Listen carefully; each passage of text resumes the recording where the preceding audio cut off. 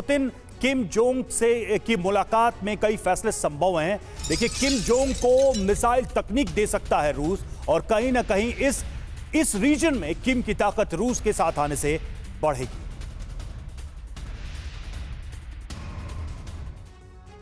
और आइए अब आपको बताते हैं कि पुतिन के नॉर्थ कोरिया दौरे से दोनों देशों को कैसे फायदा होगा, दोनों देश एक दूसरे को क्या देने वाले हैं, ये हम आपके सामने रखने जा रहे हैं। पुतिन किम दोस्ती, अपना अपना फायदा दरअसल यहां पर नजर आ रहा है। रूस को क्या मिलेगा? 122 mm 152 mm artillery. North Korea को क्या मिलेगा? लॉन्ग रेंज बैलिस्टिक मिसाइल तकनीक, टेक्नोलॉजी उसे हासिल हो जाएगी। युद्धक टैंक BMP लैंड माइन, युद्धक टैंक BMP लैंड माइंस, ये रूस को हासिल होंगे। वहीं नॉर्थ कोरिया की अगर बात की जाए तो सबमरीन प्रोजेक्ट के लिए स्टील, लग्जरी कार और गाड़ियां हासिल होंगी। तो दोनों का अपना अपना फायदा है।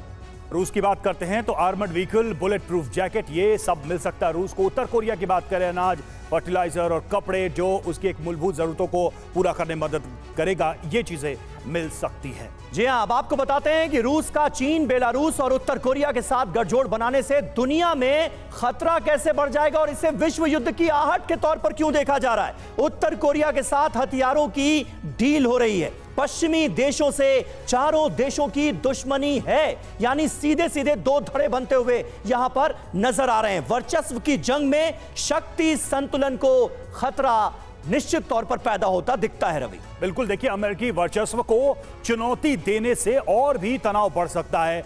चीन रूस की साझेदारी से अमेरिका परेशान हो सकता है, और अमेरिका हो सकता है कि नई दूसरी रणनीतियों पर काम करना शुरू करे। बेलारूस में पहले से एटमी हथियारों की तैनाती हो गई है, तो यह अपने आप में एक मौजूद आशंका भी है और खतरा भी है। समीर, बिल्कुल, और एयर कमोडोर SP सिंह साहब हमारे साथ मौजूद हैं। सिंह साहब, ये नया गठजोड़, ये नया गठबंधन क्या गुल खिलाता हुआ नजर आ रहा है? दुनिया को मल्टीपोलर बनाने की ये जो रूस की कोशिश है, इसके पीछे की असल मंशा दरअसल है क्या, और इससे हासिल क्या होगा? सर, ये अभी शायद बड़ा ज़रूरी हो गया है।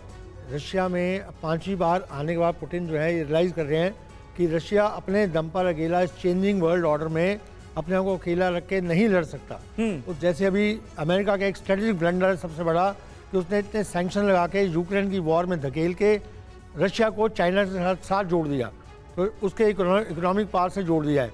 और अब जो है रशिया रियलाइज़ कर रहा है, पुतिन रियलाइज़ कर रहे हैं, जैसे भी अगर दूसरे पैनल ने बताया कि नया जो एरिना ऑफ कॉन्टेस्ट होगा, जो नई जगह युद्ध होंगे वो इंडो पैसिफिक में होंगे। वो सारा वर्ल्ड का 90% ट्रेड वहाँ से निकलता है, तो एक बड़ा इंपॉर्टेंट एरिया है और उसमें रशिया की पहुँच नहीं है। उसमें USA को काउंटर करने के लिए और वेस्टर्न पावर को काउंटर करने के लिए उसको एक पिवट चाहिए, और वो पिवट जो है ये नॉर्थ कोरिया प्रोवाइड कर सकता है।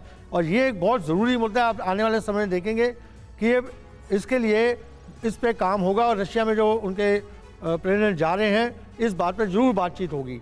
और चाइना के लिए भी ये फ़ायदा है कि इसमें अगर रशिया की एंट्री हो जाती है उस एरिया में, तो चाइना अलग थलग नहीं पड़ेगा।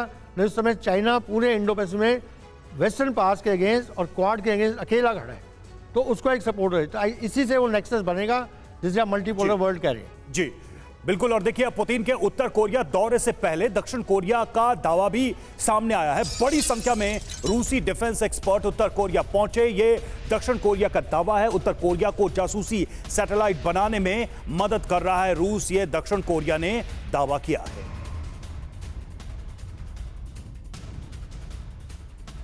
और देखिए, पिछले साल किम जोंग के रूस दौरे के बाद से दोनों देशों के बीच सैन्य साझेदारी और खासकर जासूसी सैटेलाइट तकनीक में रूस की मदद को लेकर चर्चा हो रही। अमेरिका पहले ही नॉर्थ कोरिया के जासूसी सैटेलाइट को खतरा बता चुका है। दक्षिण कोरिया के नए दावे में क्या कहा गया है, आइए जल्दी से यह भी आपके सामने रख देते हैं। रूसी एक्सपर्ट टीम उत्तर कोरिया में है। उत्तर कोरिया कई टेस्ट कर चुका है। पिछले साल दिसंबर में पहला टेस्ट किया गया, अब तक एक भी टेस्ट कामयाब नहीं हो पाया है। दूसरे देशों की सैन्य निगरानी करना चाहता है। जासूसी सैटेलाइट से दक्षिण कोरिया को खतरा है, यह बताया गया है। दक्षिण कोरिया में अमेरिकी सेना की मौजूदगी है।